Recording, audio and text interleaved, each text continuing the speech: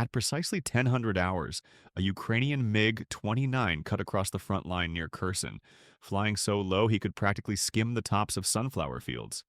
His destination was a grain silo, once a peaceful piece of farm infrastructure, now converted by Russian forces into a deadly drone command hub.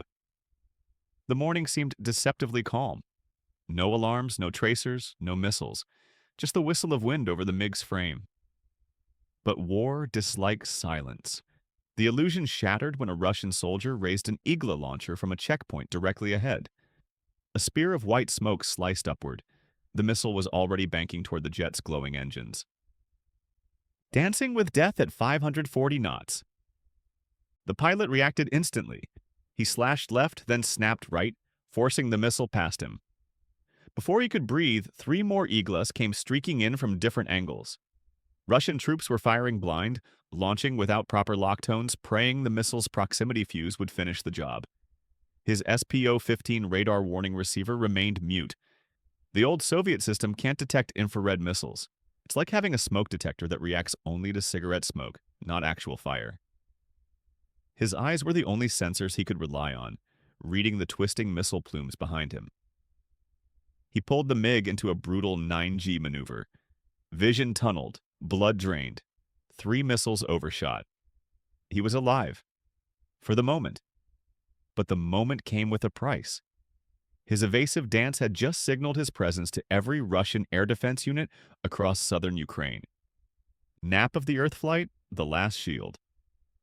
He shoved the MiG back down to 50 feet, skimming so low that power lines seemed close enough to touch. Terrain masked him from high-end radars, but flying this low invited a different predator. Rooftop missile teams looking down at him. Missiles fired from behind, from rooftops, from tree lines. Some Russians even launched over the shoulder, hoping he would fly into their missile's seeker cone. Every hard break cost him 200 pounds of fuel. Even if the missiles didn't kill him, simple math would. His navigation systems were useless. At this altitude, the only GPS he had was his memory, his instincts, and the map burned into his mind. But a new danger stirred. The ancient radar that couldn't be fooled. A Russian P-18, Spoon Rest, an ancient VHF radar from the Cold War, began catching faint echoes of him. Its long wavelengths passed through terrain and ground clutter far better than modern systems. It was hearing him even when it couldn't clearly see him. Those faint returns allowed the operator to call ahead to a Panzer S, one crew positioned miles downrange. The trap was forming. The net tightens. More Iglas launched from ahead. One team fired from a factory rooftop, forcing him to climb to 200 feet to avoid a suicidal hit. The moment he climbed, he became visible. His threat receiver exploded with signals. Radar switching from idle to search, from search to track, each one a mechanical heartbeat hungry for a kill. The Panzer's radar began transitioning from its gentle search sweep to the focused, deadly track mode. The moment track was confirmed, a missile would follow, notching doom. He attempted a Doppler notch, turning perpendicular to the radar beam so his movement blended with ground reflections. It confused the radar, but it cost him fuel and forced him off his planned route. The Russians now knew exactly where he was heading. Meanwhile, the most dangerous system in the region was waking up, the Tor M2. The Tor M2 wakes up. The Tor system's electronically steered array radar takes about 3 minutes to fully boot. Once active, it can track nearly 50 targets and engage 4 simultaneously. He was racing straight into its jaws. And Russia added another layer. A Krasuka 4 electronic warfare platform began jamming GPS across L1 and L2 frequencies. His navigation satellites dropped from 8 to 4. His joint direct attack munition bomb's accuracy began to drift. But the Ukrainians had prepared for exactly this scenario. Their engineers had modified the joint direct attack munition with a powerful inertial guidance package capable of staying accurate for at least 2 minutes, even with 0 GPS. The weapon was still usable, if he could get close enough to release it. The final run begins. He performed a system check. Everything on the joint direct attack munition glowed green. Gyros ready, wings ready, batteries at full charge. He uploaded the final GPS ephemeris data and adjusted for wind and pressure. Once he passed the initial point, there would be no turning back. He was 45 seconds away from the Tor being fully locked onto him. And he needed altitude. The vertical leap into hell. He hauled the stick into his body. The MiG surged upward like a rocket as the RD-33 engines screamed in full afterburner. His climb rate skyrocketed, but speed dropped fast. 480 knots. 420. 380. He had to reach 15,000 feet without dropping below stall speed, and the Tor's radar had finally locked him. The missile launched. The SPO-15 blared a tone that chills every pilot's blood. The precision window. He couldn't maneuver. He had to stay level long enough for a clean JDAM release. The missile was closing in at nearly 2,800 feet per second.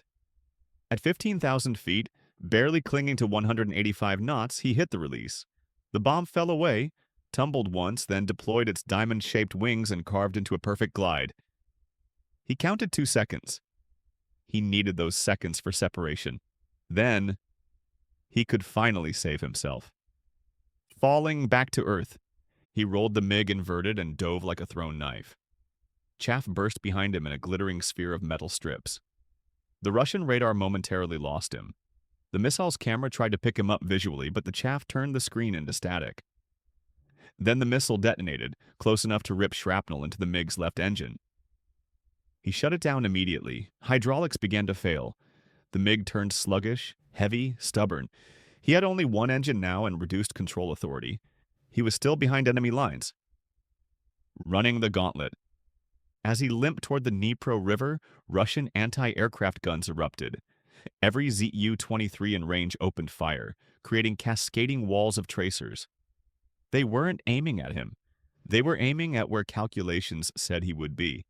It was barrage fire, the kind that doesn't need precision. Tracers whipped past his canopy like red-hot meteors. Some hit home. Metal tore. Hydraulics groaned. The backup system activated with barely 30% control authority. Yet the MiG kept flying. Soviet engineers built these aircraft to take punishment and still stay airborne. Crossing the line. Ahead, Ukrainian territory glimmered like a distant promise. He coaxed the wounded fighter across the invisible border. One engine dead, hydraulics failing, fuel leaking, skin punctured, but alive.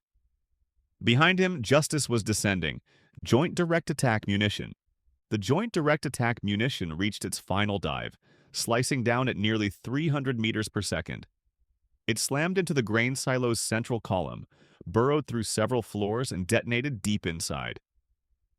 445 pounds of explosive fury turned solid concrete into airborne dust. Steel twisted, floors collapsed, and 8,000 tons of material began falling in a chain reaction. In just over 6 seconds, the entire drone headquarters folded into a mountain of debris. Secondary explosions crackled as drone batteries and stored eagles detonated inside the ruins. The air war in that region changed in an instant. The flight nobody should have survived? The Ukrainian pilot, battered but unbroken, guided his dying MiG toward safety. He had accomplished what he came for. Behind him, the hive that had tormented Ukrainian troops for months was nothing but rubble. The hunter had become the hunted. If you want more deep dive breakdowns of real missions, modern warfare tech, and the untold stories behind the headlines, tap like, hit subscribe, and turn on notifications so you never miss the next one. Your support helps bring more of these intense, meticulously crafted videos to life. Stay sharp, stay curious, and I'll see you in the next video.